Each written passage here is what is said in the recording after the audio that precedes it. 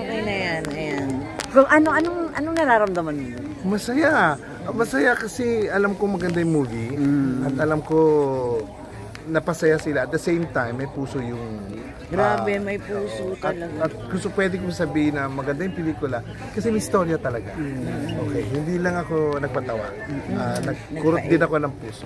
Kaya pala sinasabi noong una, nababalita namin, mahaba yung movie, kailangan paikliin. Kasi nga, ang dami pala, layer layer yung story, yung subplots, yung gano'n. May moment si Elmo, may mga ganong revelation. Kaya nga, hindi ko masabi yung mga parts, pero lahat may participation. Kuya Dick, may input ka ba dito?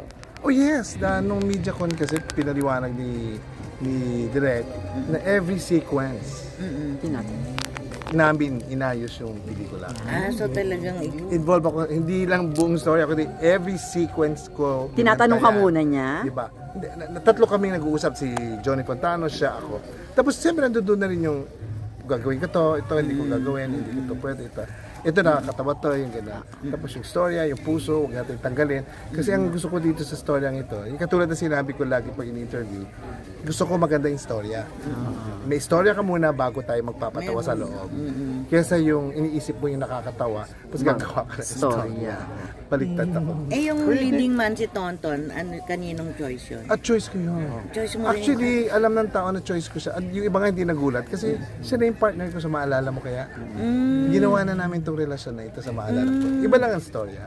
Pero dito, ginawa namin uli. Siya ang ni-request ko talaga because of this. Actually, medyo kung makikita niya, magkakaibigan niya na sa pelikula. Especially Carmi, di ba? Carmi. So, pasok na yun. Kumbaga, enjoy na kami nun. Nakakatuwa si Carmi. Si Tonton galing Davao, may shooting siya sa Davao, dumating siya, dapat dadating siya. Nag-text siya sa akin, sabi nga niya, hindi ako makakarating, I'm not feeling well. Kasi nga yung trip niya, plus yung shooting. Kaya lang, ang pinaka, sa anong cause? Nauna sila sa Davao. Nauna sila sa shooting. So, anong favorite scenes mo sa movie, Direk? Dick. Marami yung confrontation namin yung nag-uusap kami sa probinsya ni hindi, si Elmo muna. Yung pinaliwanag ko ng after 16 years kami, hiniwalayan ko siya, 16 years akong Pwede di ko ba nag-alagay ng mga dialogue ni Marisol Soriano sa movies? Ay, pinag-usapan namin yun kasi gusto namin yung mga relasyon, yung mga sumikat sa kanya din, ginawa namin. Plus, may Nora Honor din doon. Oo, hinahanap mo na Dick. Ang inaabangan, kissing scene with Don. Saan? Bakit? Nawala. Hindi naman kailangan ayoko din yung kissing. Kasi pag kissing scene, baka hindi mo pa ginawa ever? Okay. Puro comedy lang. Magiging rated R. Pwede sa hindi pwede mo kahit papano may smack ng konti, walang ganun. Sa Maalala Mo Kaya, in fairness may smack yun. Hinalikan ako niya doon. Pero biglaan lang yun. Biglaan lang yun. Wala, hindi ko rin alam. Binigla lang nila ako kasi alam nila hindi ako mapayag. Kasi gusto ko, may batang nanonood Pero I think ngayon parang nung ni-review ko yung parang wala na yung part na hinalikan niya ako. Tinanggal na. Baka tinanggal na. Kuya Dick, yan nga, reaction mo R13 yung movie. Okay lang. I think binasa ko naman, napabasa naman sa akin yung rason nila. Una, wala tayong magagawa yung same-sex relationship. Siguro, yun ang inaano nila. So, pero at least 13 pa lang. 13 below hindi, no? 14 ang start. Pwede pa rin yun. Kasi medyo naano sila. Okay pa din naman. Okay pa rin. Para sa akin, pwede na rin yun yung R13. Kesa naman sa Pero kaya na-mention mo si Maria, in-invite mo ba siya today? Tonight? Hindi ko siya na-invite Hindi ko na-invite si Maricel. Anong reaction niya Kuya Dick na nagbalik comedy film ka na? Tuwa daw. Ewan ko sabi kasi nasa same company kami. Oo, kay Vivo. So, kay Vivo. Kailan niya papanood? Pinakita hindi ko lang alam. Pero sana mapanood niya. Baka magawa. Pero meron kasi pinakita yata nung assistant niya yung mga ginawa ko eksena. May black screening si Maria. Meron pa naman yan, meron pa. May mga black screening pa mangyayari. May naka-schedule na ba, Kuya Dick? Wala pa, pero alam ko may series na yan. Sa Wednesday, marami ng black screening. So Kuya Dick, dahil successful ito, posible ba na kayo magbalik tambala na comedy naman? Why not? Yun nga sinasabi ko sa kanya. Sabi ko, there will come a time siguro we can do a comedy again. Siya lang naman si Maria lang naman na hinihintay ko. Kasi makikita nyo sa comments din, sana meron ding Roderick Kasi huli niyong Maricel. ginawa, drama eh. No? In his mother's eyes. At saka alam mo yun, yung pigil na pigil yung pagpapatawa ko, di ba? Puro reactions lang. Kasi ayaw nilang masira yung buod ng ano. Kasi pag nagtawa na, baka akala lahat tuloy-tuloy ng tumawa. Very delicate din yung story nun eh. Kasi about, ano yun eh. Anong tawag doon? Yung Special siya. autism. Kaya medyo... Seryoso yung tema. Seryoso. What do you expect? Ngayon, magkakalat ba to? Word of mouth? O ano? Well, una, prayers muna.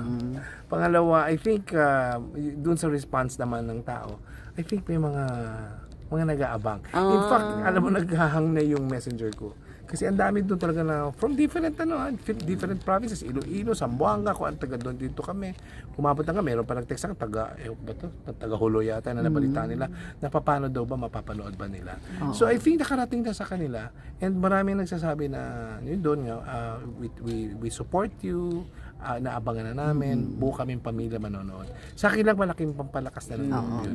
Hindi ba? Tapos yung views pa, sabi ko nga, for a while, nakakuha kami ng 9.3 views, di ba? Eh sabi ko, hatiin mo na lang yung 9.3 million. Tapos yun naman, no? Di ba masaya na yun? Kontiin mo pa, yung 4 million. Gawin mo pa 2 million. Okay na rin. Makita pa rin. So you can say worth it yung paghihintay? Oo, okay lang. I think in his time talaga. Totoo talaga in God's time. I mean, pag guided ka, pinagpipray mo, I think yung tinetest niya yung patience mo, yung pala yung pagbinigay naman niya sa'yo. Todo, buhos. Yun ang paniniwala ko. And sometimes, pag binigay ni Lord, di ba, mas mahigit pa sa hiningi mo. So, gano'n naman. Last na lang, kasi parang meron daw special prize sa SM ang movie. Alam mo ba yan? Hindi, ano. It's 275 for Oo, Filipino medyo films. inano nila. Binaba nila from the foreign. Parang yung Sunshine. Marami makapanood na. Oh, nag-start sa Sunshine. Oo. Ayun, Sunshine, 75 ganun, lang. ganun. All Filipino. Kasali ka ba Box doon? office Oo, ang Sunshine. kasali kayo. Nakita ko na sa post eh. Kasali ka doon Kasali sa kayo. 270 275? yan. Good news yun. Naku, medyo may manonood nga talaga. Mura-mura. Kaya ka. Kaya na nila yun, di ba? Baon na lang Malaking nila yun sa bagay. eskwela. Oh, yan. Happy. Yes. Pwedeng international screening, magkakaroon niyo ba para sa mga OFWs? Yes, hindi ko lang alam kung saan particularly, pero meron na kami Australia, Hong Kong, and Canada. Wow. If Pupunta I- ka? Hindi ko alam yung sa Canada kasi Toronto, Canada, hindi ko lang sure. Tsaka masyadong maiksi yung invitation nila. So hindi ko alam, baka si Carmi ang pupunta doon. Si Karen. Baka si Carmi, tsaka si Tonton siguro, ako hindi pa. Yung sa Hong Kong, maraming Pilipino sa Hong Kong, di ba? Yun ang nauna nila, Hong Kong, Canada, tsaka Pasok yan, Australia. Sa Australia, I think, malungkot yung mga tao doon yung iba kasi hindi sa Sydney ginawa, sa Perth. Kuya Dick, yung fake news kay Vice ganda? Ano fake news? Yung nagsalita ka against tapos nagkaroon ng... Fake news kasi unang-una, wala naman nag-interview sa akin. Okay? Pangalawa, fake news kasi sa MediaCon, walang ganun topic. Di ba? Ayan, witness yung mga present. Yes. Pangatlo, wala akong in-advise sa Kaya nga eh. So, fake news yun. Kumbaga, pero kung titignan mo nung binasa ko, wala namang masama. Wala naman ako di ba? Yung title na yun ang malicious. Yung nabigla sila dahil biglang pinagsabihan ko si may parang ganon. Usually naman, di ba, maski naman sa video, anong tawag natin dyan? Uso ang clickbait. Kaya sabi ko nga, yun nga, sana magtulungan tayo na sabihin natin na huwag lang naniniwala sa yung mga title kasi doon ka ina-attract tapos pag nanood ka, wala namang laman. So ito naman kasi nakita kong fake news, sinulat. Una-una, hindi naman ako na-interview. Ayan, yung mga present doon sa MediaCon, walang topic na gano'n. Tapos yung, walang nagtanong na anong advice mo sa kanya. Wala nga eh. So, si Janice, iba naman yung tinanong din niya. Yun, sinagot ko yun, sabi ni Tonton. Yung mga gano'n. Kuya Dick, Dugtong lang. Hindi, okay lang, kahit nga ipagdugtong-dugtong, walang topic na gano'n eh. Walang advice. Di ba? Tapos, ito pa, may nabasa pa ako doon na after ng masalimuot na pangyayari sa kanilang dalawa. Kailan? May masalimuot na Hindi nga kami nagkakasama, nagkaroon ng masalimuot. Wala akong ginawa kundi purihin siya, hindi ba? Pag tinatanong na ano masasabi ko, sabi ko, panahon niya ngayon. Siya ngayon. Lagi ko sinasabi yun. Tama? Bakit ayaw nila? Ayaw yata nila ng magandang sagot eh. gusto yata nila may trouble, gusto nilang may conflict. Gusto nila may nag-aaway. Oo, so huwag naman. Kasi in the first place, hindi naman sa pag-aano. Iran, kumbaga, naging panahon ni Vice. Iba naman yung panahon ko din. Tapos sinabi ko rin naman kay Ogie nung in-interview ko, iba yung brand of comedy niya, iba din yung brand ko. At sinasabi kong, talaga hindi ba kapareho ang brand of comedy namin? And dapat lang, kasi artista tayo, dapat iba-iba tayo, pinapakita.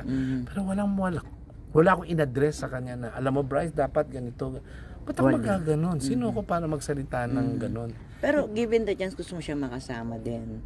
Di pa ba kayo nagkasama, Eva? Well, nagkasama kami hindi sa pelikula. At hindi pa siya Vice ganda. Kung ibig sabihin, hindi pa siya ganito kasikat. Roderick ka. Oo. So, talagang pinasa po yung Roderick naman ako. Oo, may kanya siya, may ano. Pero nakasama ko siya kasi yung nagsisimula pa lang siya. Yung front act pa lang siya ni Juday. Nagpunta kami ng Canada. Yan. So, mga ganun pa lang. Tapos sa MTV, di ba, jester siya doon. Kumbaga nagpapatuwa ng audience. Bago mag-start ang show. Bago mag-start ang show. Inamin naman niya yun nung in-interview niya kami. So, ganun lang ang pagsasama namin. Pero sa pelikula, wala pa. Meron nagtanong yun, nabanggit yun sa interview. Collab. Diba? Na kung pwede mag-collab. Anong sagot ko doon, if you remember kung nandun kayo, payag ako basta maganda ang script. So, okay ako. Kasi kaya, hindi dinugtong yun eh. Willing ba ako? Willing ako. Basta maganda yung script. Diba? Mapapag-usapan naman yan. Ako last na lang Kuya Dick. Yes. Anong reaction mo? last na yan. Anong reaction mo sa title na binibigay sa iyo? Iconic comedian, something like that. Okay sa akin yung iconic comedian. Okay din sa akin yung comedy icon. Okay ngayon ginagamit na ng netizen, natutuwa nga ako. Itong mga Gen Z. Yung kasamaan ko mga Gen Z. Di ba? Pareho ko. Hindi, kitawag din sa akin, the GOAT. So sabi ko, una, akala ko kambing ako. Pero, hindi, maganda after a while, naganda ako. Pinakita ko ngayon kay Nit sinulat eh. Sabi ko, wow, salamat. Okay na yun. Kaya na kasi natatag ako as di ba? Yung tinatawag nila na comedy gay icon. Nilalagyan pa ng gay wala pa. Yun na nga kasi sabi ko, masyadong nalilimit naman because I do comedy na lalaki, I do drama also na lalaki. In fact, gusto ko nga ma-stress na mga awards ko hindi sa pagiging gay actor. Ibig sabihin yung gay role. Mga serious role yung nagawa ko for Pero meron din ako awards na ginampanan ko yung gay, like yung Wristwatch sa TV, tsaka yung sa Asian TV Festival Best Actor. Nagawa ko rin yun. Tsaka yung iba pa. Kaya lang nalilimit lang. Pero hindi mo naman pwedeng baguhin. Kumbaga sinuportahan ako ng LGBTQIA. Kanya-kanyang na lang. Para sa kanila, icon nila ako. Fine. I mean, salamat. Kasi malaki naman na naitulong nila sa career ko, di ba?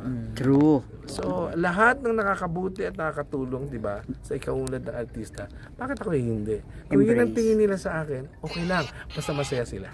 Okay, thank you Kuya D. Thank you, Kuya D. Oh, Congrats again.